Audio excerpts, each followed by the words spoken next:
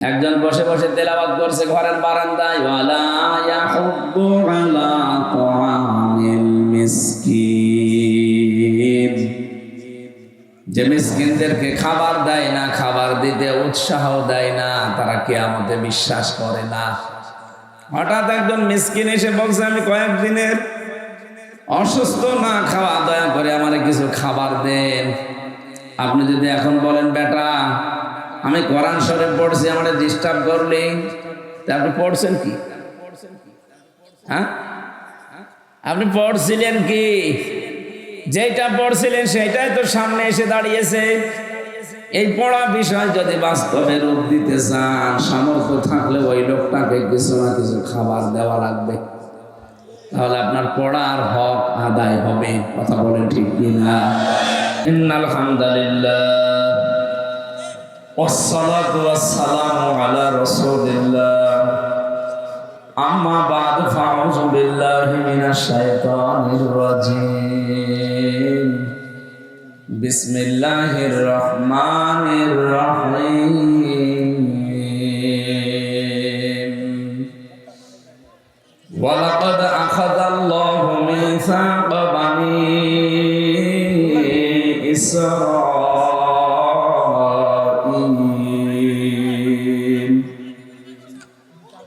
وبعثنا منهم 12 نقيبا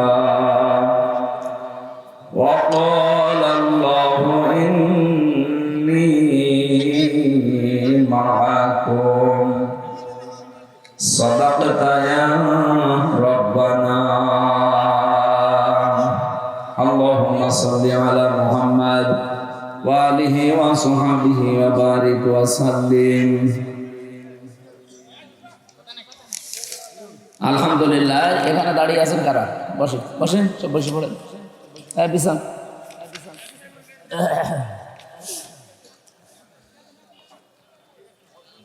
ময়মনসিংহ জেলার ফুলবাড়িয়া থানার অন্তর্গত বায়তুত তাকওয়া জামে মসজিদের উদ্যোগে ঐতিহাসিক ইসলামী মহাসম্মেলনের সম্মানিত সভাপতি জনাব আলহাজ মাওলানা হেলালুর রহমান, সাবেক প্রিন্সিপাল ভবানীপুর ফাজিল ডিগ্রি মাদ্রাসা, সহসভাপতি জনাব মাওলানা মুফতি আবু আল আনসারী, এতক্ষণ যারা আলোচনা রেখেছিলেন মাওলানা হোসেন মাহফুজ চুয়াডাঙ্গা, হাফেজ মাওলানা শাহজাহান কবির, আমার আগে যিনি কথা বললেন এই এলাকার কৃতি সন্তান, বিশিষ্ট ইসলামী চিন্তাবিদ, রাজনীতিবিদ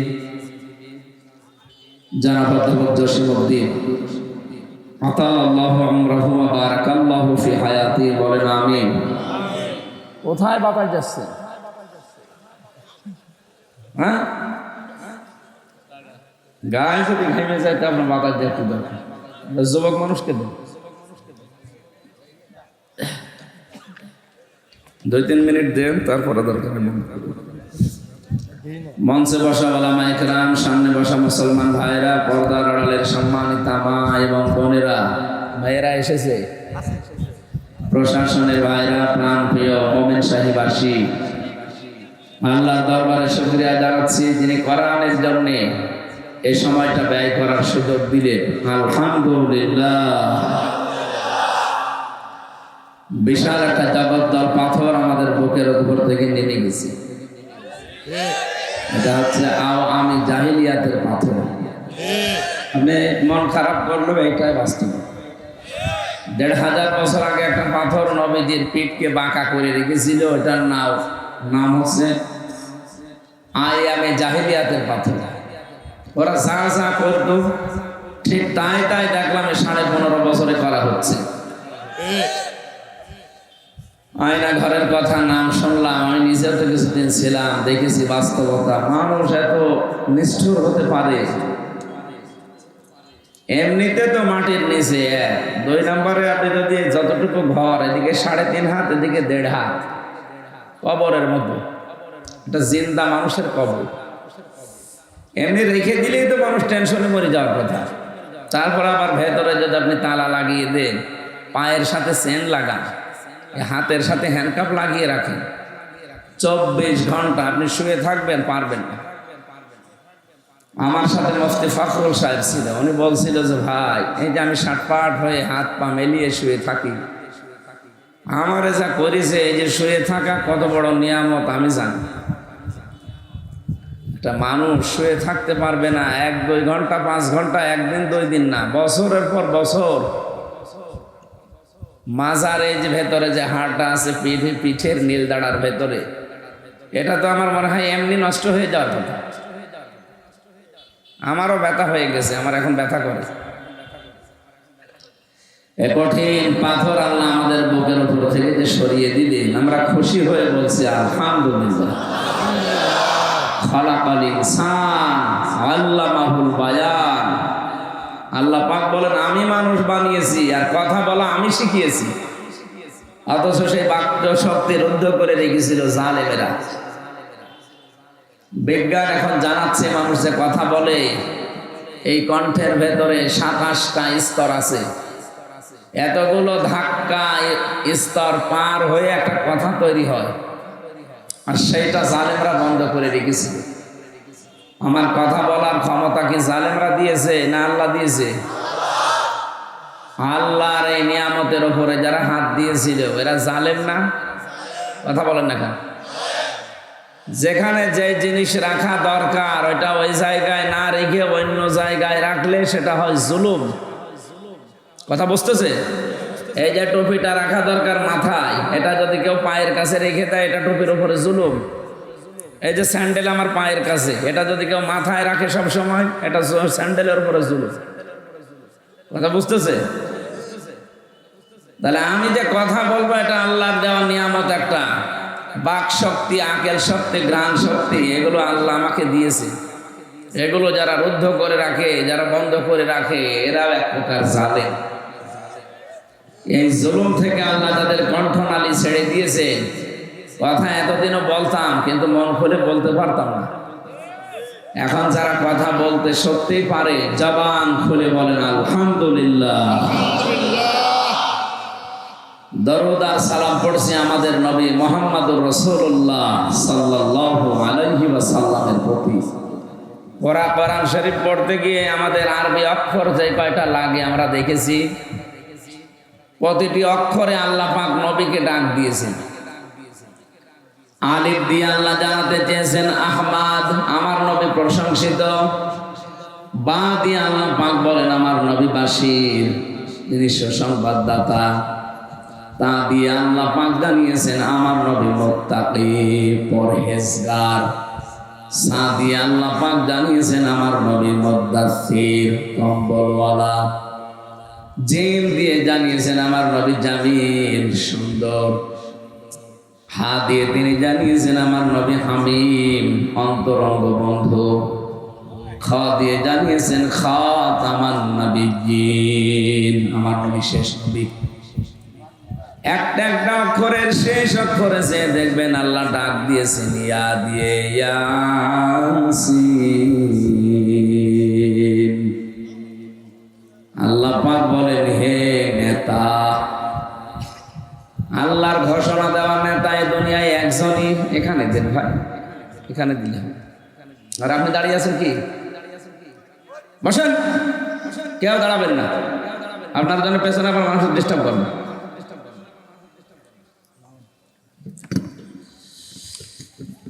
যে কথা বলছিলাম, প্রতিটি অক্ষরে আমাদের নবীকে আল্লাহ এত উপরে তুলেছেন। ইয়াসিন শব্দটা আমরা অনেকে পড়ি, মনে করি ইয়াসিন কোরআন সূরা পড়লে 10 খতম কোরআন শরীফ পড়া সওয়াব হয়। হ্যাঁ হয়। এর ভেতরে 86টা আয়াত আছে। প্রতিটি আয়াতে আল্লাহ কম বেশি আমাদেরকে কিছু না কিছু শিক্ষা দিতে চেয়েছেন। এগুলো যদি আমাদের প্র্যাকটিক্যাল লাইফে থাকে তাহলে আপনি ইয়াসিন পড়লে 10 খতম না আরো বেশি সওয়াব পাবেন। আর আপনি ইয়াসিন পড়লেন, পুরা 76টা আয়াত শেষ করলেন, একটা শিক্ষা আপনি মানেন না, আপনি সওয়াব দিয়ে কি করবেন? আল্লাহর ঘোষণা প্রথমেই ছিল ইয়াসিন, হে নেতা। আল্লাহর এই ঘোষণা দেওয়ার নেতা যারা মানেন না, আপনি ইয়াসিন কি বলে পড়েন আপনি ইয়াসিন? একজন বসে বসে তেলাওয়াত করছে ঘরের বারান্দায়, ওয়ালা ইয়াহুদ্দু আলা তাআমিল মিসকিন, যে মিসকিনদেরকে খাবার দেয় না, খাবার দিতে উৎসাহ দেয় না, তারা কিয়ামতে বিশ্বাস করে না। হঠাৎ একজন মিসকিন এসে বলছে, আমি কয়েকদিনের অসুস্থ, না খাওয়া, দয়া করে আমার কিছু খাবার দেন। আপনি যদি এখন বলেন, বেটা আমি কোরআন শরীফ পড়ছি, আমার ডিস্টার্ব করলে, তা আপনি পড়ছেন কি? হ্যাঁ, আপনি পড়ছিলেন কি? যেটা পড়ছিলেন সেটাই তো সামনে এসে দাঁড়িয়েছে। এই পড়া বিষয় যদি বাস্তবে রূপ দিতে চান, সামর্থ্য থাকলে ওই লোকটাকে কিছু না কিছু খাবার দেওয়া লাগবে, তাহলে আপনার পড়ার হক আদায় হবে। কথা বলেন ঠিক কিনা? আপনি ইয়াসিন পড়ে 10 খতম কোরআন শরীফ পড়ার সওয়াব নিতে চান, অথচ ইয়াসিন আপনি মানেন না। তা আপনি সওয়াব কি করবেন বলেন তো? আপনি বলেন আমি সওয়াব দিয়ে জান্নাতে যাব, তো জান্নাতে যাওয়া পর্যন্ত আপনার সওয়াব থাকবে।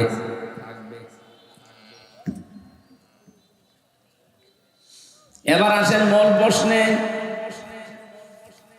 কোন মানুষ যদি এই যে শব্দটা বললাম, হে নেতা, দুনিয়ার কোন বিষয় মনে করে এটা রাজনীতি, এটা বলার দরকার কি? আপনি তাহলে আল্লাহকে জিজ্ঞাসা করেন, ইয়াসিন বলে আল্লাহ কেন ডাক দিলেন? নেতা শব্দের শাব্দিক অর্থে সিনের 5টা অর্থ আমি পেয়েছি তাফসিরে কাবিরে।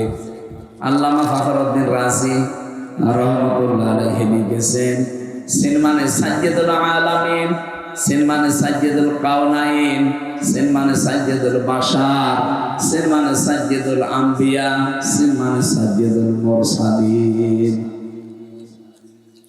এক একটা শব্দের ভেতরে হাজার হাজার কথা আছে। আমি মূল কথাটা বলছি, আল্লাহর ঘোষণা দেওয়া নেতা কিন্তু একজন। তাকে বাদ দিয়ে যদি পৃথিবীর অন্য কোন নেতাকে আপনি অনুসরণ করেন, আপনি নিশ্চিত বিশ্বাস করতে পারবেন জাহান্নামে।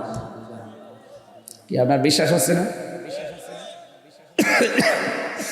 এই জামানায় এখন যদি মুসা আলাইহিস সালাম আসে, হযরতে ঈসা নবী যদি দুনিয়ায় এখন চলে আসে, আর দুনিয়ার কোন মানুষ যদি মুহাম্মদুর রাসূলুল্লাহর আদর্শ ছেড়ে দিয়ে মুসা নবী ঈসা নবীর পেছনে দৌড়ায়, সে নিশ্চিত জাহান্নামে।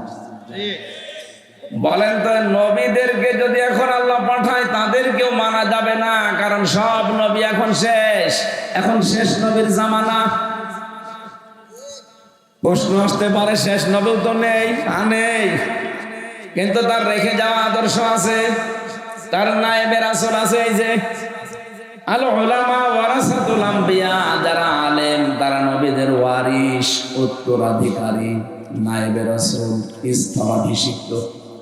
এই হাদিসটা আমি বানালাম। বলেন বলেন। কোরআনে কারীম সূরা নিসা 59 নম্বর আয়াতে পাবেন, ইয়া আইয়ুহাল্লাযীনা আমানু আতিউল্লাহা ওয়া আতিউর রাসূলা ওয়া উলিল আমরি মিনকুম। ওহে যারা ঈমানের দাবি করো, তাদেরকে বলছি আমি আল্লাহর আনুগত্য করো, আমার রাসূলের আনুগত্য করো, আর তোমাদের ভেতরে যারা উলিল আমর নেতা আছে তাদেরকে মেনে চলো। আয়াতটা বলার ক্ষেত্রে দেখেন, আতিউ এটা ফেল, এটা ভাব, এটা ক্রিয়া। এই শব্দটা আল্লাহ নিজের নামে আর রাসূলের নামে রেখেছেন, কিন্তু উলিল আমরের আগে আল্লাহ শব্দটা দেননি। আমি যতগুলো তাফসীর মিলিয়েছি, মুফাসসিরিন ইকরাম সব এই আতিউ এর ব্যাখ্যা করেছেন এইভাবে, আল্লাহ রাসূলকে মানা লাগবে, কোনো প্রশ্ন করা যাবে না। কথা বলেন না কেন? তা আল্লাহ রাসূল বাদ দিয়ে পৃথিবীর কাউকে যদি কিয়ামত পর্যন্ত কেউ নেতা মানতে চায়, আদর্শ মানতে চায়, মাস্ট বি দেখা লাগবে ওই লোকটা আল্লাহ রাসূলকে মেনে চলে কিনা।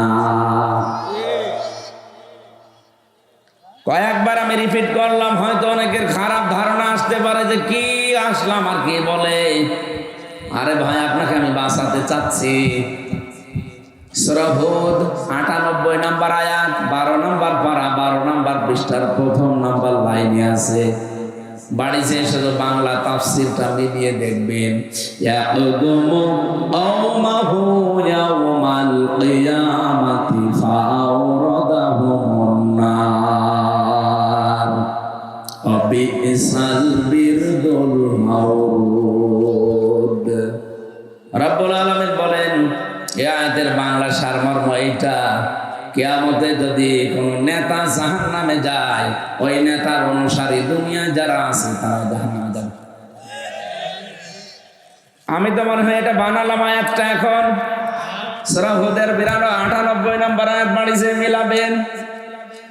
আপনি নিজের সাথে মিলান, আপনি যে নেতার আদর্শ মতো চলেন, যাকে আপনি নেতা বলে মিছিল করেন, বলেন তো ওই লোকটা যদি জাহান্নামে যায়, মাস্ট বি ওই দলে যারা আছে সবাইকে জাহান্নামে যাওয়া লাগবে। এ কথা কার?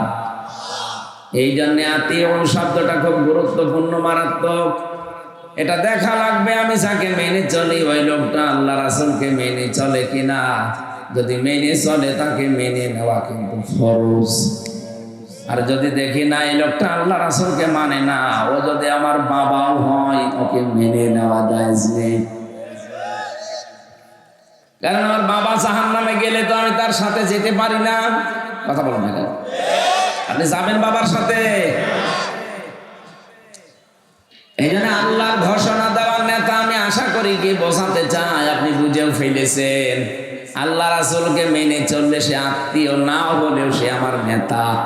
আল্লাহ রাসূলকে মেনে চলে না, সে আমার বাবা, ওকে আমি মানি না। সাফ কথা বললাম। এরপরেও যদি কেউ বলেন না আমি এখনো বুঝি নাই, এদিকে আসেন, এদিকে আসেন। আপনি যদি এখনো না বোঝার ভান করে থাকেন, এদিকে আসেন। কানের নিচে এমন জোরে দেব, এমনি বুঝতে পারবেন। এবার আমি একটা চিত্র বলছি কোরআনে কারীম থেকে, বাংলাদেশের সাথে আশা করছি মিলে যাবে। এটা সূরা নমল 19 নাম্বার পারার 20 নাম্বার পৃষ্ঠার 7 নাম্বার লাইনের 52 নাম্বার আয়াতে আছে। আল্লাহ রাব্বুল আলামিন বলেন, ফাতিলকা বুয়ুতুহুম খাবিয়াতান বিমা যালামু। আল্লাহ যেন এভাবে দেখিয়েছেন, এখানে প্রিন্সিপাল আছে। আল্লাহ যেন এইভাবে দেখিয়েছেন যে এই সেই ঘরগুলো, আল্লাহ বাইতুন দেয়নি, বয়ুত বহু বছর দিয়েছেন। আল্লাহ বলেন এই সেই ঘরগুলো, নবী আপনি একটু দেখেন না, খাবিয়াতান, আমি জনশূন্য করে দিয়েছি, পরিত্যক্ত বানিয়ে দিয়েছি, বিমা যালামু, এদের জুলুমের কারণে। আয়াতটাতে কত বাস্তব। 2024 সালের 5 আগস্টে বিকাল 5টা বাজতে বাজতে আমি নিজে দিকে ফেলেছি। আপনি বিশ্বাস না করলে আমাদের কুষ্টিয়ার হানিফ সাহেবের বাড়ি যান, এখন জনশূন্য হয়ে গেছে বাড়িটা। এখন পরিত্যক্ত, মানুষ ইট পর্যন্ত খুলে নিয়ে চলে গেছে, অথচ 5 তারিখের আগে ঘরের কি দাম পড়ছিল। শুধুমাত্র কি কুষ্টিয়ার হানিফের বাড়ি, সারা বাংলাদেশের 630টা থানা আছে, কম বেশি প্রায় জায়গায় আমি গেছি। জালেমদের বাড়ি প্রায় জায়গায় একই অবস্থা।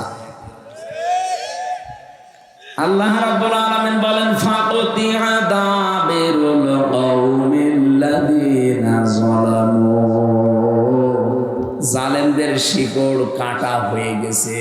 কতিয়া এটা মজুর ফাইল জানা নেই, কেটেছে কে কেউ জানে না।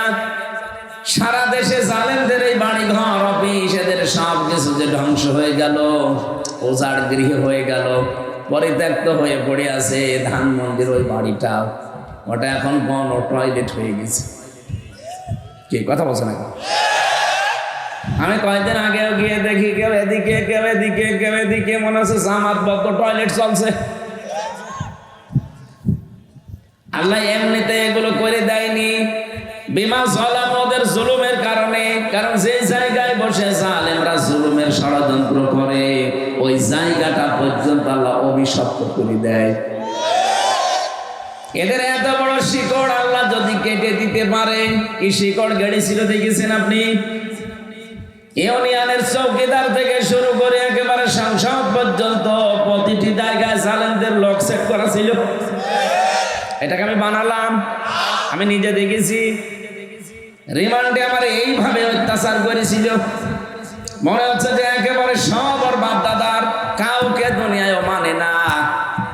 তার মানে ওদের ওই রকম শিকড় গাড়া ছিল, এত গভীর পর্যন্ত ওরা গিয়েছে যে আল্লাহকে পর্যন্ত ভুল ধরতো। রিমান্ডে আমারে মাঝে মাঝে বলতো আল্লাহর ভুল হয়েছে। কোনটা? পুরুষ মানুষ 4টি বিয়ে করবে আর মহিলা 1টা বিয়ে করবে, এইটা আল্লাহর ভুল হয়েছে। ওদের শিকড় কত নিচে থাকলে কথা বলতে পারে বলেন তো? অথচ নাম সব মুসলমান, শেখ ইমরান, আতিকুর রহমান ভইয়া, জাহিদ হোসেন, আব্দুল মান্নান, আসাদুজ্জামান, কি সুন্দর নাম না? ওগুলো সব নাস্তিকদের কাছ থেকে ট্রেনিং নিয়ে, শিক্ষা নিয়ে, জঙ্গিবাদের নাম নিয়ে দেশে একটা আলেমদের ওপর অত্যাচার কি করে করা যায়, ইসলাম পন্থীদের দমন করে রাখা যায়, এই ট্রেনিং নিয়ে তারা এসেছিল। আল্লাহ রাসূলের ভুল ধরতো, হামজা তো অনেক দূরের কথা, কি শিকড় গেড়েছিল ওই সময়। মাঝে মাঝে ভাবতাম আল্লাহ সূর্য মনে হয় আর উঠবে না, কিন্তু আল্লাহ যে হঠাৎ এভাবে আমাদের সূর্য উঠিয়ে দিবে আমরা নিজেরাও জানি না। আল্লাহ পাক বলেন জালেমদের শিকড় কেটে ফেলা হয়ে গেছে, কে কেটেছে কেউ জানে না। হানিফের এই বাড়ি কে ভাঙলো এখনো পর্যন্ত কেউ জানে না, মনে হচ্ছে ফেরেশতা আবাবিল এসে পাঠিয়েছে। পায়খানার প্যান্ট পর্যন্ত খুলে নিয়ে চলে গেছে। তাহলে এ পর্যন্ত আল্লাহ তো শেষ করেননি, এর পরে আমাদের বিষয়, আমাদের জন্য আল্লাহ কি বলেন? ইন্না ফি যালিকা লায়াতাল লিকাউমিন ইয়ালামুন, অবশ্যই এর ভেতরে শিক্ষা আছে। লাম আছে, লামে তাকিদ। আল্লাহ বলেন অবশ্যই এর ভেতরে শিক্ষা আছে তাদের জন্য যারা জ্ঞানী মানুষ। আমরা যেহেতু নিজেদেরকে জ্ঞানী মনে করি, আমাদের শিক্ষা নেওয়া দরকার। এদের এত বড় 15 বছরের শিকড় যদি আল্লাহ সব মূল উৎপাদন করে দিতে পারে, একেবারে শিকড় থেকে তুলে ফেলতে পারে, আপনি তাকান ওরা পরিচয় দেওয়ার মতো মুখ রাখে নাই। তাহলে আপনারা যারা অনেকে মনে করছেন সামনে আমরা চেয়ার পেলে দেখেন কি করি, কি করবেন, এখনই তো আরম্ভ অনেকে করে দিয়েছেন। আগস্টের 5 তারিখের পরে অনেকের চরিত্র জনগণের কাছে প্রমাণিত হয়ে গেছে যে এরা থালা হাতে পায়নি তাই এই করে, থালা হাতে পেলেও কি করবে। আর গোয়েন্দা বিভাগ, প্রশাসন, আর্মি যারা আছে, আমি বহু মানুষের সাথে এখন কথা বলি, মিশি, দেখেছি। সাবধান থাকেন, আপনার কিন্তু সব দ্বারা পর্যবেক্ষণ করছে। আগস্টের 5 তারিখের পর থেকে এই ডিসেম্বরের 24-25 তারিখ চলছে আজ, এই 24 তারিখ পর্যন্ত সব কিছু কিন্তু ওদের নখদর্পণে আছে, কোন ফেরেশতা কোন জায়গায় কি করছে। নারায়ণগঞ্জের বন্দরে চাঁদাবাজি করো তুমি, গাইবান্ধার সাঘাটায় কাছে চাঁদাবাজি করো তুমি, কুষ্টিয়ার বড় বাজারে চাঁদাবাজি করো, কেউ জানে না, ওদের কাছে সব খবর চলে যাচ্ছে। ওরা দেখতেছে সামনে কে কি করে। দেখি এখন যদি আরম্ভ করো, সামনে তোমার হাতে দেশটা জনগণ দেবে না। দেবে কাদের কাছে? যারা এই ঘোষণা দিয়ে দিয়েছে যে ক্ষমতায় যদি ইসলাম যায়, সর্বপ্রথম এই দেশে বন্ধ হবে চাঁদাবাজি আর দুর্নীতি। আমিরে জামাত ডাক্তার শফিকুর রহমান হাফিজাহুল্লাহ উনি কয়েকদিন আগে ঘোষণা দিয়েছে, বাংলাদেশে আমরা যদি একজনও বেঁচে থাকি, এদেশে চাঁদাবাজি আমরা যেমন করি না, কাউকে করতেও দেব না। এটার পক্ষে দেশের মানুষ নেই। আর আপনি যা করছেন আপনার পক্ষে শয়তানকেও খুঁজে পাবেন না। কথা বলছেন না কেন? এজন্য মোড় কিন্তু ঘুরতেছে, আপনারা চরিত্র পাল্টান। জালেমদের এত বড় শিকড় আল্লাহ যদি কেটে দিতে পারে, আপনি কোন মহারথী? ভাবতেছেন আমি উঠি দাঁড়ান কি করে, কি করবেন? যদি সত্যি আপনার এরকম মন মানসিকতা থাকে যে আমি ওদের মতো মেরে কেটে খাবো, 5 বছর পরে আপনার বাড়িও শ্মশান হয়ে যাবে। এই শিক্ষা আমরা এখন থেকে নেওয়া শুরু করি, নয়তো অনেক দেরি হয়ে যাচ্ছে। মাত্র 15 জন মানুষ 100 জনের মাত্র 15 জন চাইতো এদেশে কোরআন কায়েম হোক।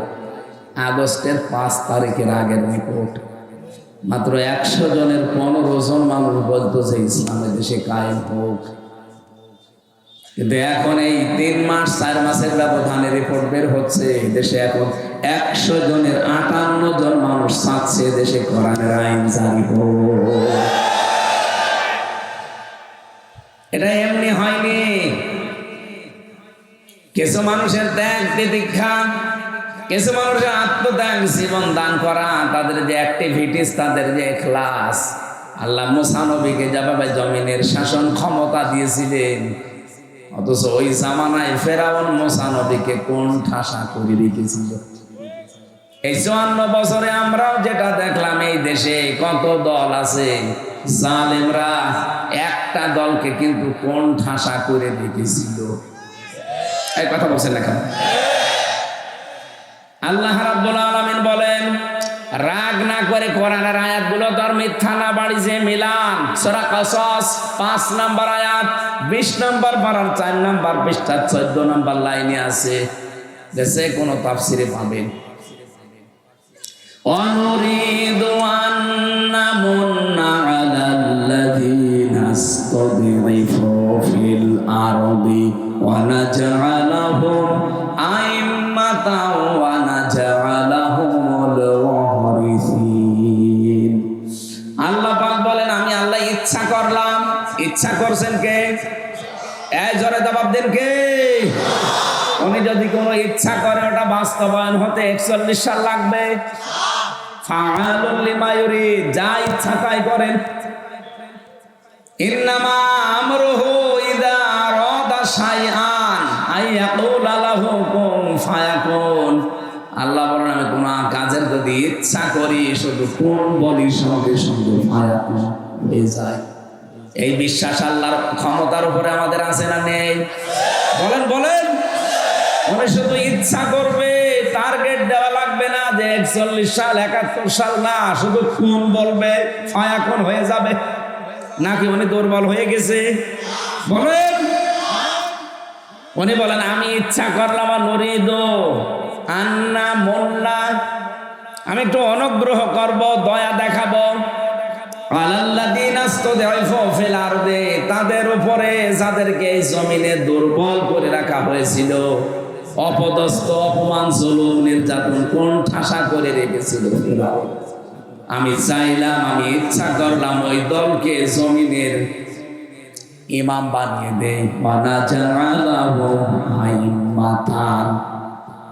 আমি আল্লাহ চাইলাম তাদেরকে জমিনের মানুষের জন্য ইমাম বানাবো, নেতা বানিয়ে দেব। তাদেরকে আমি জমিনের শাসন ক্ষমতা উত্তরাধিকারী বানাবো। অনুমাক্কিনা লাহুম ফিল আরদি, জমিনের শাসন ক্ষমতা তাদেরকে আমি আল্লাহ দিয়ে দিলাম। অনিরিয়া ফিরআউনা ওয়া হামানা ওয়া জুনুদাহুমা মিনহুম মা কানু ইয়াহযারুন। আমি আল্লাহ দেখাতে চেয়েছি ফেরাউনকে, হামানকে আর তাদের সৈন্য বাহিনীকে, তারা যাদের সবচেয়ে বেশি ভয় পেত, তাদেরকে ক্ষমতা দিয়ে আমি তাদের দেখালাম। ওই জামানায় ফেরাউন, হামান, তাদের লোকজন ভয় পেত সবচাইতে বেশি মুসা নবীর দলকে। কথা বলেন ঠিক কিনা? আল্লাহ তাদের চোখের সামনে এটা দেখিয়েছেন। আমার তো এই আয়াত 2টা পড়ার পরে 100 ভাগ বিশ্বাস হচ্ছে এখন। এই ওঠেন, কোন কারণ আপনি? হ্যাঁ, এবার হাত ধরে জিজ্ঞাসা করেন তো, কি কোন কারণে উঠতেছে? আপনাদের বলে দিল না ঘোষকে যে এখানে নামাজ হবে? শুধু প্রসাব পায়খানা বাদ দিয়ে যদি কেউ এমনি ভালো লাগছে না এই কথা মনে করে উঠে যান, আপনার কিন্তু সমস্যা হবে ইমানে। আমি কি আমার বাবার কথা একটাও বানিয়ে বলেছি? বলেন। আপনি যদি ভুল প্রমাণ করতে পারেন, আলেমকে জিজ্ঞাসা করেন। যেটা বলছি এটা একেবারে পড়ে এসেছি, আর এইটাই হবে সামনে। মুসা নবীকে আল্লাহ যদি এই ঘোষণা দিতে পারেন মুসা নবীর মতো যে মানুষগুলো এতদিনে জুলুম নির্যাতন অত্যাচার কোণঠাসা হয়েছিল তাদেরকে আল্লাহ মনে হচ্ছে সামনে এটা দেবে। সেই পরিবেশ তৈরি হচ্ছে। 15 থেকে একবারে 3.5 মাসে 58 জন, 100 জনের 58 জন কোন কারণে তৈরি হচ্ছে? এটা আমরা তৈরি করি না, আল্লাহ তৈরি করে দিচ্ছে। যে ব্যক্তি সেদিকে যেতে চায় তাকে আল্লাহ ওই দিকে যাওয়ার মতো ব্যবস্থা করে দেয়। জালেমরা চলে গেছে, এখন যদি কেউ নতুন করে জুলুম করার চেষ্টা করেন, এই জন্য তো দেশের অনেকেই বলছে সাদাবাজ পাল্টিয়েছে শুধু নাম। আগে ছিল একদল, এখন করছে আর একদল। সাদাবাজ ঠিকই আছে, শুধু নাম পাল্টিয়েছে। মানুষকে কি পাগল পেয়েছেন আপনি? ওর মাথায় কি কিছু নেই? সব জানে, সব বোঝে, জায়গা মতো কিন্তু সময় মতো সব উলট পালট করে ফেলবে। এই জন্য সাবধান হবেন। আমি যে আয়াত 2টা পড়লাম সূরা কাসাসের 5 আর 6, আমার মনে হচ্ছে আল্লাহ যেন সামনে এটা দেখাবে। কারণ আলেমদের ধারণা আল্লাহ ভুল করে না। আপনি তাকান, আলেম রাজা ধারণা করেছিল কোরআনের পাখি আল্লামা দেলাওয়ার হোসেন সাইদি রহমতুল্লাহ আলাইহি, উনি শুধু বলেছিলেন এই দেশে জালেমরা ইঁদুরের গর্ত পাবে না, আল্লাহ ঠিক মিলিয়ে দিয়েছে। মনে বলেছিলেন এই দেশ থেকে একটু নাড়া দেওয়া হবে, দিল্লি গিয়ে পড়বে, ঠিক তাই পড়েছে। কেন 29টা প্রদেশ আছে ওই দেশে, একটা প্রদেশে যে পড়লো না, একেবারে দিল্লি গিয়ে পড়েছে। কথা একেবারে খাপের খাপ, মমতাজের বাপ মিলে যাচ্ছে। মানে আর একটা স্বপ্নের কথা বলেছিলেন, এই দেশে জালেমদের নাকের ডগায় কালেমার পতাকা উঠবে। আল্লাহ মনে হচ্ছে ওই স্বপ্ন সামনে বাস্তবে রূপ দিতে যাচ্ছে। আল্লাহ যেন এটা দেখে মরার তৌফিক আমাদের দান, বলেন আমিন। আমি মুসা নবীর কথা বলছিলাম এই কারণে, ওই জামানায় সবচাইতে ভয়ঙ্কর জাতি ছিল মুসা নবীর বিরুদ্ধে যারা, এমনকি তার সাথে যারা ছিল তারাও ভয়ঙ্কর ছিল। এমন এমন প্রশ্ন করত নবীকে যে আমরা আল্লাহকে দেখতে চাই। হযরত মুসা 12 জন নকিব নিয়ে গেলেন, 12 জন এলাকার 12 জন মন্ত্রী মনে করেন তোর পাহাড়ে নিয়ে আল্লাহকে বলে রব্বুল আলামিন আমি দেখতে চাই। আল্লাহ সাফ জবাব দিলেন লান তারানি, আমাকে দেখা সম্ভব না। হযরত মুসা আলাইহিস সালামের সাথে যে 12 জন নকিব ছিল, আল্লাহ পাক এবার তাদেরকে বললেন ওয়ালাকাদ আখাযাল্লাহু মিসাকা বানি ইসরাঈল, আমি অঙ্গীকার নিয়েছিলাম, আমি আল্লাহ ওয়াদা নিয়েছিলাম। বনি ইসরাঈলদের কাছ থেকে অঙ্গীকার নিয়েছেন কে? বলেন বলেন, কাদের কাছে? বনি ইসরাঈলদের কাছ থেকে। এখানে সরাসরি আল্লাহ যেহেতু অঙ্গীকার নিচ্ছে, ওয়াবাসনা মিনহুম ইসনায়া আশারা নাকিবা, আমি তাদের ভেতরে 12 জন নকিব, দলপতি, সর্দার, লিডার, নেতা, মন্ত্রী যাই বলেন এদেরকে পাঠিয়েছিলাম। তাদেরকে বললাম দেখো আমি আল্লাহর সাথে দেখা করা তোমাদের এই চোখে সম্ভব না, কারণ আমি আল্লাহর যে শক্তি পাওয়ার তোমাদের এই চোখে সেই শক্তি নেই। এটা দেখে সহ্য করার মতো কায়দা দুনিয়ায় কোনো চোখের নেই। এটা দেখা সম্ভব শুধু জান্নাতে। কোথায়? জান্নাতে ছাড়া চর্ম চোখে দুনিয়াতে কেউ আল্লাহকে দেখতে পারবে না। যে সমস্ত ভণ্ডর নামে পীর গুলো বলে আমার আল্লাহর সাথে দেখা হয়, কথা হয়, টাটকানির ভেজাল শয়তান। হযরত মুসাকে ডাক দিয়ে বললেন নকিবদেরকে শুনিয়ে দেন, আকাল আল্লাহু ইন্নী মাআকুম, আমি আল্লাহ তোমাদের সাথে আছি, কিন্তু আমার সাথে দেখা হবে না। নিজ নিজ এলাকায় ফিরে যাও, নিজ নিজ এলাকায় যে জনগণকে বলো আল্লাহ আমাদের সাথে আছে, আমরা আল্লাহকে দেখতে পাইনি কিন্তু উনি আমাদের সাথে আছে। যদি আমরা দুনিয়াতে 5টা কাজ করতে পারি আল্লাহ আমাদের সঙ্গে আছে। সুবহানাল্লাহ বলতে পারবেন? এই পৃথিবীতে 4,500 ধর্মের মানুষ এখন আমরা বাস করি। যে যে ধর্মে আছি প্রত্যেকেই তার ধর্মের যার ইবাদত করা হয় আমরা চাই তিনি যেন আমাদের সাথে থাকে। আমরা যেন চাই আল্লাহ আমাদের সাথে থাক, আমাদের আল্লাহর রহমত আমাদের সাথে থাক। কথা বলবেন না কেন? হিন্দুদেরকে জিজ্ঞাসা করেন, তারা তাদের দেবতাকে সঙ্গে থাকে, এটা চায়। নবীজির জামানায় একজন মুশরিক এসেছিল, সাথে একটা মূর্তি। ডাক দিয়ে বললেন, মূর্তি কেন? বলো, হুজুর আমার মূর্তি নাই, আমার খোদা, আমি এর ইবাদত করি, সব সময় এর সঙ্গে রাখি, না জানি কখন কোন বিপদে পড়ি, এজন্য কোন সময় এর হাত ছাড়া হয় না, একে আমি কাছে রাখি সব সময়, কিন্তু পোশাক পায়খানায় তো এর নিয়ে যাওয়া যায় না। এই জন্য এর সম্মানার্থে আমি রাস্তার পাশে রেখে কাজ করতে গেলাম। কাজ করে এসে দেখি ওর মাথা থেকে পা পর্যন্ত পুরা ভিজা।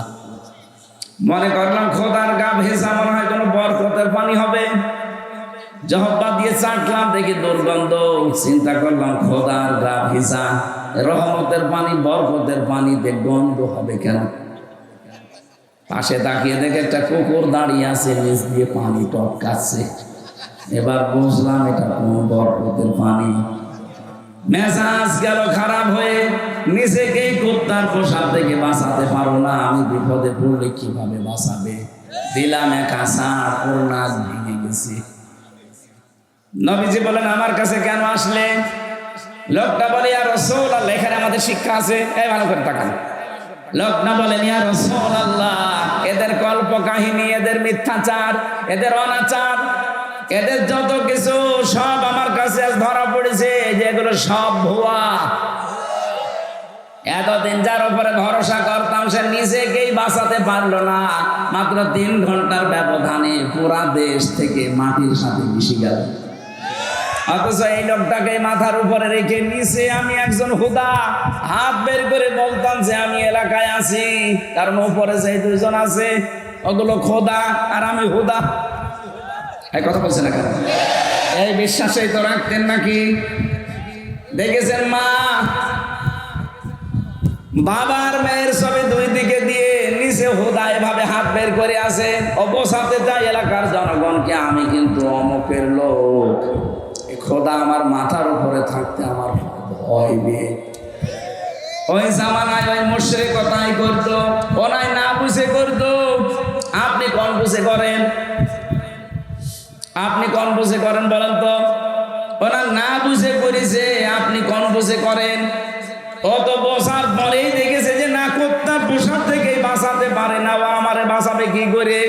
এই দেশের জনগণ যখন 5 তারিখে বুঝেছে যেগুলো সব ভুয়া, সব মিথ্যা, সব চাপাবাজি, তখন আর 1 সেকেন্ডটা দেরি করে না, সব মাটির সাথে মিশিয়ে দিয়েছে। আমার কুষ্টিয়ার 5 রাস্তার মোড়ের ওই শয়তানটা খুব শক্ত ছিল, ওটা ভাঙা যাচ্ছিল না, এত শক্ত করে বানিয়েছে। শেষে বেগুনি এসে নিয়েছে, তারপরও জনগণ রাখে নাই। ওই জায়গায় আমার সামনে 14 জন মানুষ এক জায়গায় মারা গেছে। ওর পরের দিন 6 তারিখে সকালবেলা বাংলাদেশ জামাত ইসলামীর জেলা আমির অধ্যাপক আবুল হাশেম কুষ্টিয়ার জেলা আমির ঘোষণা দিয়ে দিলেন, লক্ষাধিক মানুষ নিয়ে এটা আর মূর্তি চত্বর থাকবে না, এটা হয়ে যাবে আজকে শহীদ চত্বর। আমার ভাইরা, আমি যেটা বোঝাতে চাচ্ছিলাম, যে যে ধর্মে আছে ওই ধর্মের দেবতাকে ও চাই যে আমার সঙ্গে থাকতে, বলে আমার ভয় নেই, চিন্তা নেই। আমরাও চাই আমাদের আল্লাহ আমাদের সাথে। কথা বলেন না কেন? আল্লাহ বলেন, মুসা এই 12 জন দলপতিকে বলেন নিজ নিজ এলাকায় যে তারা মানুষকে বলুক আল্লাহকে দেখি নাই, কিন্তু উনি আমাদের সঙ্গে আছে, উনি আমাদের সাথে আছে। আমাদেরকে 5টা কাজের আদেশ দিয়েছে। লাইনা আকামতুমুস সালাতা ওয়া আতাইতুমুজ যাকাত। 1 নম্বরে লা, অবশ্যই, ইন মানে যদি, অবশ্যই যদি তোমরা এলাকায় যে নামাজ কায়েমের আন্দোলন করতে পারো, তাহলে নামাজ কায়েম করার কথা এই জায়গায় দিয়েছেন, নামাজ পড়ার কথা না। কথা বুঝতেছে? তাহলে নামাজ কায়েম করার, আন্দোলন করা, এটা যদি কেউ ইনভলভ থাকে, লেগে থাকে, আল্লাহ তার সাথে আছে। আজ বাংলাদেশে আমরা অনেকে নামাজ পড়া, নামাজ পড়তে রাজি, কিন্তু কায়েমের কথা বললে আমরা রাজনীতি মনে করি। আপনি নামাজ কায়েম যতদিন করতে না পারবেন, আল্লাহ আপনার সাথে থাকবে না। আপনার জুব্বা থাকতে পারে, আপনার দাড়ি থাকতে পারে, আপনার তসবিহ থাকতে পারে, আল্লাহ আপনার সাথে থাকতে হলে নামাজ কায়েম করা লাগবে। নামাজ কায়েম করতে হলে রাষ্ট্রীয় শক্তি লাগে। আল্লাযীনা ইম্মাক্কান্নাহুম ফিল আরদি আকামুস সালাহ। আল্লাহ সূরা হাজের 41 নম্বর আয়াতে দিয়েছেন, আমি যাদের রাষ্ট্রীয় ক্ষমতা দেব এরা যদি মুমিন বান্দা হয় সিয়ার পাওয়ার পরে তারা নামাজ কায়েম করবে। তাহলে এটা হামজার কাজ না, এটা প্রিন্সিপালের কাজ না, এটা কাজ হচ্ছে রাষ্ট্রের। সুতরাং ওখানে এমন এমন মানুষ পাঠাতে হবে যে মানুষগুলো সংসদে প্রবেশ করার সময় বুকে কোরআন নিয়ে ঢুকবে। অধ্যাপক জসিম সাহেবের মতো 300 এমপি এই দেশে হবে যদি 151 জন এরকম মানুষ বুকে কোরআন নিয়ে ওখানে যেতে পারে। সর্বপ্রথম যেদিন সংসদ কায়েম হবে ওই দিনই বিল আনবে যারা নামাজ রাষ্ট্রীয়ভাবে চায়। এটা যদি কেউ রাজনীতি মনে করেন আপনার খবর আছে, আপনাকে মিলিয়ে দেওয়া লাগবে যে কোন জায়গায় রাজনীতি। আল্লাহ তো এখানে ফাসল্লি দেয়নি যে নামাজ পড়ো না, আকিমতুস সালাত, নামাজ কায়েম করো। আর একটা পাগলেও বসে যে নামাজ কায়েম একা একা হয় না, এটা ব্যক্তি, পরিবার, সমাজ এবং রাষ্ট্রে লাগে। আর নামাজ কায়েম করবে কারা? আল্লাহ তো কোরআনে ঘোষণা দিলেন, সূরা হজ 41 নম্বর আয়াত, 17 নম্বর পারা, 16 নম্বর পৃষ্ঠা, 6 নম্বর লাইনে আছে। যত তাফসির আছে বাংলাদেশে বাংলা ভাষায় বলেন, আরবিতে বলেন, পড়েন। নামাজ কায়েমের দায়িত্ব হামজার না, নামাজ কায়েমের দায়িত্ব রাষ্ট্রের। ওই রাষ্ট্র গঠন করতে হলে হামজাকে লাগবে। এক কথা বলছে না কেন? সুতরাং আমরা এই দেশের 18 কোটি মানুষ প্রত্যেকে এক একজন করে হামজা বলেন, প্রত্যেকে এক একজন করে হামজা। সামনে যদি সময় আসে এমন মানুষকে আমরা পাঠাবো যে লোকটা সর্বপ্রথম দিন যে নামাজের বিল আনবে। এমন লোককে আমরা পাঠাতে চাই না যে লোকটা সর্বপ্রথম দিন যে ডাইলের বিল আনবে। আমরা ডাইল খেতে চাই, এরকম লোক নেই দেশে। আমরা বাবা খেতে চাই, মাল খেতে চাই।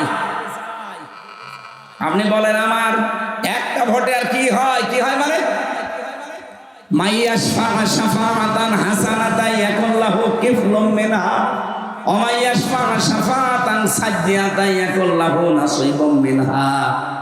সূরা নিসার 85 নম্বর আয়াতে আছে, কোন মানুষ যদি ভালো কাজের সুপারিশ করে ওই কাজটা ওই লোকটা করে যে সওয়াব পাবে, আপনি শুধু সুপারিশ করে ভোট দিয়ে রায় দিয়ে একই সওয়াব পাবেন।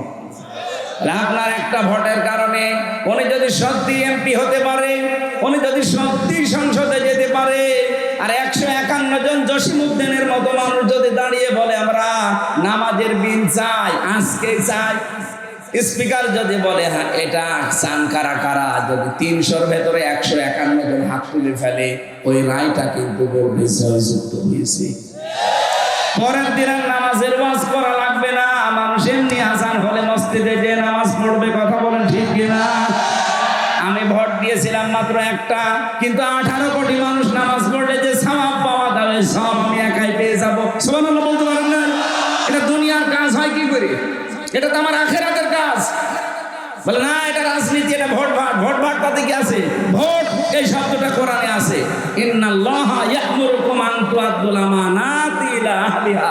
মারিফাল কোরআন তাফসীর খোলেন, আমানাত বহু বচন এই শব্দের ব্যাখ্যায় আল্লামা শফি লিখেছেন এখানে আমানাত মানে ভোট। কোরআন তো নিজে পড়ে না, বসে না, কেউ বোঝালে তাহলে উল্টা বোঝে।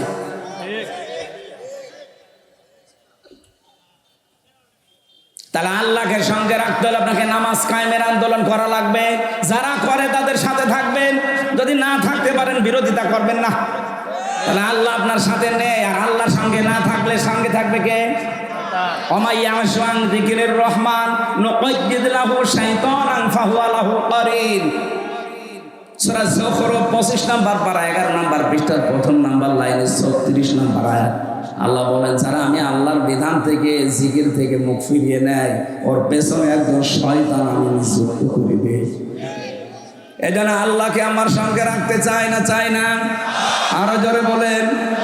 2 নাম্বারটা বলি এবার, ওয়াতাইতুমুজ যাকাত, যাকাত দেওয়া লাগবে। অথচ যাকাত ভিত্তিক অর্থনীতি কি আমরা অনেকে জানি না। এখানে আমার মনে হয় শুধু কয়েকজন বাদ দিলে এই হাজার হাজার মানুষের 100 জনের 2 জন যাকাতের নিয়ম বলতে পারবে না।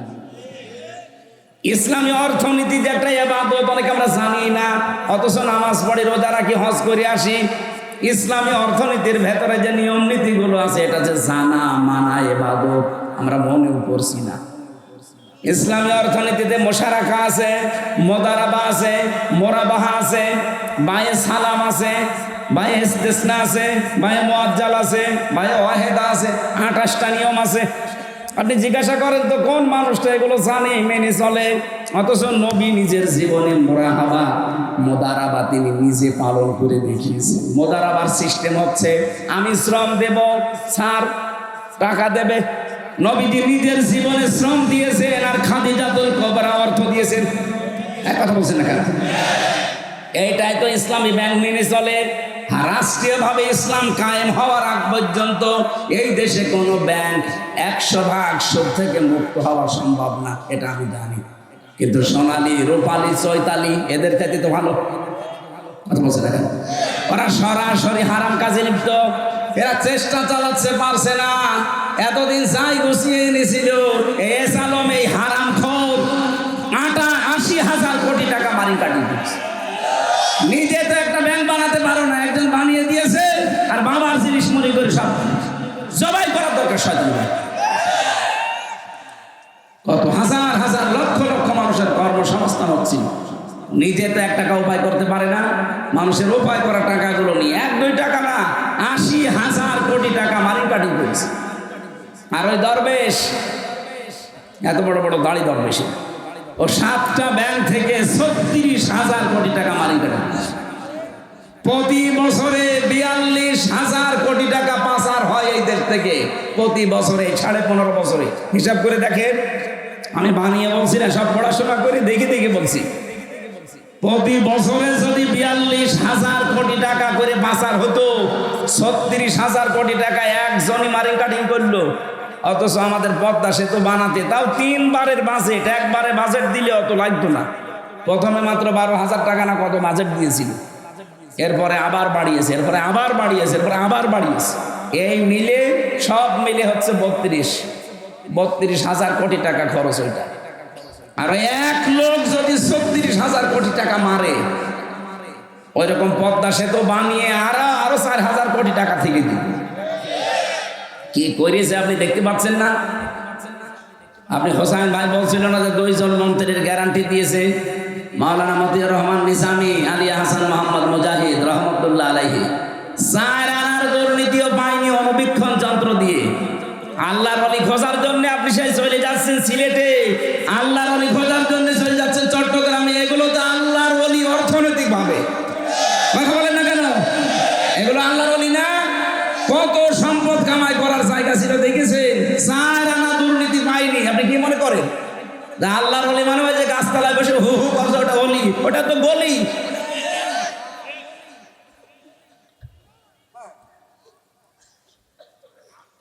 অর্থনীতির এই বিষয়টা আমাদের দেশে স্বচ্ছ না। এখানে যাকাত ভিত্তিক অর্থনীতি যতদিন কায়েম না হয় ততদিন আপনি ইসলামী ব্যাংকে কারবার করবেন। যদি গোনা হয় শরিয়া বোর্ড আছে, ওদের হবে। নবীজি নিজে 13 বছর নামাজ পড়েছিলেন মক্কায়, না পড়েন না? পড়েছেন না? ওই 13 বছর মক্কায় নামাজ পড়তে গেলে যে কাবা শরীফের ভেতরে 360টা মূর্তি ছিল না ছিল না? বলেন বলেন। ওনার নামাজ হইলো কি করে? বলেন ওনার নামাজ কি করে হলো মূর্তির সামনে নিয়ে? হয়েছে এই কারণে, কারণ উনি অপারগ, মূর্তি সরাতে পারতেন না। পারতেন? ওই সময় রাষ্ট্রীয় ক্ষমতায় তো আবু জেহেল, মূর্তি সরাবেন কি করে? অথচ ওই নবী মদিনায় যে ক্ষমতা হাতে নিয়ে যখন আসলেন, নিজের হাতে মূর্তি ভেঙেছিলেন, পুরা কাবা পরিষ্কার করেছিলেন। তা আপনার একই এখানে খালি শুনে গেলে রেখে থেকে কিছু নেওয়া লাগবে না। যতদিন পর্যন্ত এদেশের যাকাত ভিত্তিক অর্থনীতি রাষ্ট্রীয়ভাবে কায়েম না হবে ততদিন পর্যন্ত ইসলামী ব্যাংকে কারবার করবে। কোনো গোনা নেই। গোনা হলে রাষ্ট্রীয় দায়িত্বে যারা আছে, গভর্নমেন্ট বডিতে ওর শরিয়া বোর্ড আছে, আলেমরা, ওদের গোনা হবে। আমাদের গোনা হবে না, এই কারণে আমরা চেষ্টা চালাচ্ছি। নবীজি যদি 13 বছর মূর্তির সামনে নিয়ে কাবা শরীফ সামনে নিয়ে নামাজ পড়তে পারেন, ওনার নামাজ হয়েছে কোন কারণে? উনি অপারগ, আমরাও অপারগ। কথা বলেন না কেন? যাকাত ভিত্তিক অর্থনীতি এটা কায়েম করা লাগবে। কাকে কাকে জাকাত দেবেন এই খাতগুলো জানা লাগবে, কি কি জাকাত দেবেন এটাও জানা লাগবে। খালি আমরা সোনা আর রূপা হিসাব করি, ফসলেরও জাকাত আছে। এক কথা বলছে না কেন?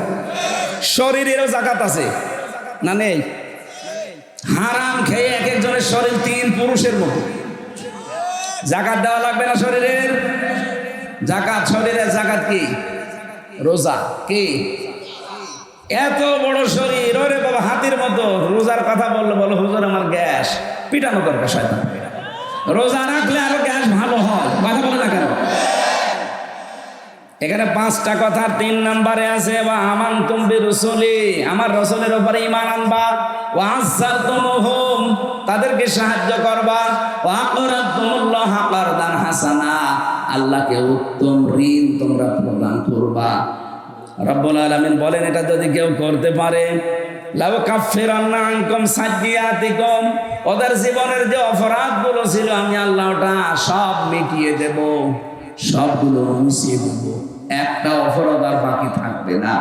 ওয়ালা উদখিলান্নাকুম, আমি নিজে তাদেরকে অবশ্যই প্রবেশ করাবো জান্নাত, এমন একটা বাগানে, তাজরি মিন তাহতিহাল আনহার, যারা তলদেশ দিয়ে নদী আর নহর বয়ে গেছে।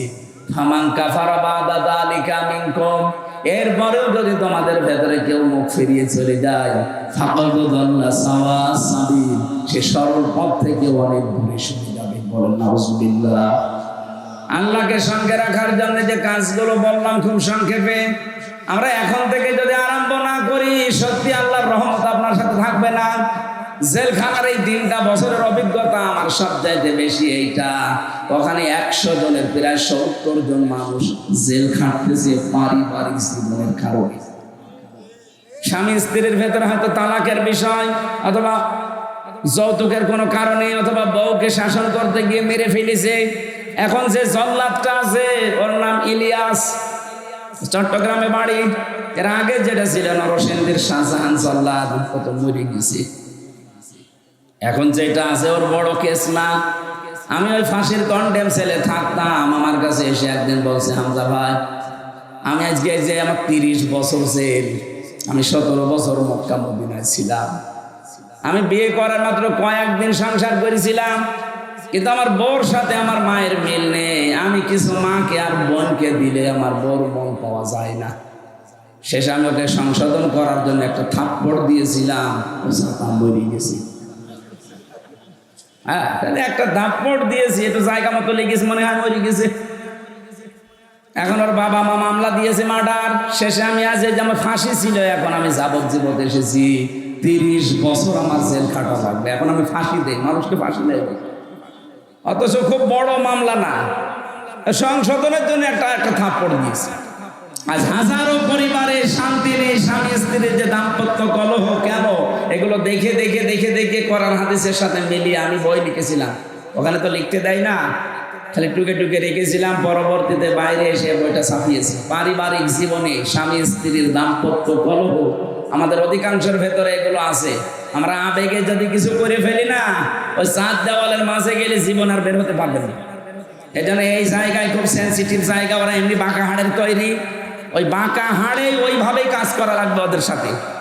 ওই বইটা গাড়ি দিয়ে আসে মনে হয়, যাওয়ার সময় মেয়েদেরকে আর ছেলেদের জন্য একটা আছে। আপনার স্বামীকে, আপনার ছেলেকে, ভাইকে পাঠিয়ে গাড়ি থেকে নিয়ে স্বামীকে পড়াবেন, আর স্বামীরা স্ত্রীকে, মেয়েকে, ফুফুকে, বোনকে, মেয়েদেরকে পড়ান। আমার মনে হয় পরিবারের শান্তি ফিরে আসবে। আমি যা লিখেছি আর আলেমদেরকে দিয়ে দেখিয়েছি, ওই গাড়ি থেকে যাওয়ার সময় নিয়ে যাবেন। এখন আজানের সময় হয়ে গেছে, 4টা 2 বাজে, ফরজ নামাজ সামনে, এই জন্যে নামাজ বাদ দিয়ে আমরা মাহফিল আর চালাতে পারছি না। আগামীতে আমার রাতের বেলা নিয়ে আসবেন আশপাশে কোনো জায়গায়। আসিম বাজারে একটা মাহফিল নিয়েছি। আসিম বাজার কোথায় সেটা? আসিম বাজারে রাতের বেলা, ওটা রাতে 9টা। আমি এশার পরে উঠবো, সাইদি সাহেবের মতো মাহফিল হবে, এশার পরে উঠবো, রাত 9টা 9:30 মাহফিল শেষ। আপনারা ওখানে আসবেন ইনশাআল্লাহ। আল্লাহুম্মা আমিন। লা ইলাহা ইল্লা আনতা সুবহানাকা ইন্নী কুনতু মিনাজ জালিমিন। আল্লাহ তাআলা যেভাবে আরম্ভ করেছিলাম, এখনো ঘন্টা খানিক বললে তোমার বান্দা বান্দিরা এখানে বসতো। সামনে ফরজ নামাজ, এটা আমরা শেষ করে দিয়েছি। যতটুকু শুনেছি আল্লাহ তুমি আমাদের আমল করার তৌফিক দাও। রব্বুল আলামিন মাহফিলটা আয়োজন করতে গিয়ে যারা শ্রম দিবে তাকিয়ে দেখো কত সুন্দর করে সাজিয়েছে। এত সুন্দর করে যারা সাজিয়েছে কোরআনের এই অনুষ্ঠান, তাদের জীবন তুমি সুন্দর করে সাজিয়ে দাও। আল্লাহ তাআলা যে বাড়িতে এসে বসেছিলাম, এই বাড়ির উপরে তোমার রহমত নাযিল করো। এই মাহফিল বাস্তবায়নে যারা শ্রম দিয়েছে, যেভাবে তোমার রহমত তাদের দিকে ওইভাবে এগিয়ে দাও। মাহফিলের সম্মানিত সভাপতি আল্লাহ বিশিষ্ট আলেমে দ্বীন জনাব মাওলানা হেলালুর রহমানকে কবুল করো।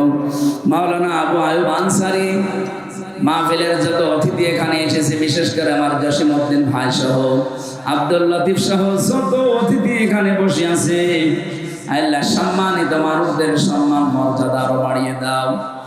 দ্বীনের জন্য যার যতটুকু স্যাক্রিফাইস কোরবানি আছে, আল্লাহ তুমি নষ্ট করে দিও, কবুল করে নাও। পারিবারিক জীবনে আমাদের সবারই কম বেশি অশান্তি আছে, আল্লাহ তোমার ওই শেখানো দোয়া আমরা পড়ছি, রব্বানা হাব লানা মিন আজওয়াজিনা ওয়া যুররিয়াতিনা কুররাতা আ'য়ুনিন ওয়াজআলনা লিল মুত্তাকিনা ইমামা। আল্লাহ এই দোয়াটা আমাদের জীবনে তুমি প্রতিফলন ঘটিয়ে দাও। স্ত্রী পুত্র যাদের দিয়েছো আল্লাহ সহি সালামতে রাখো।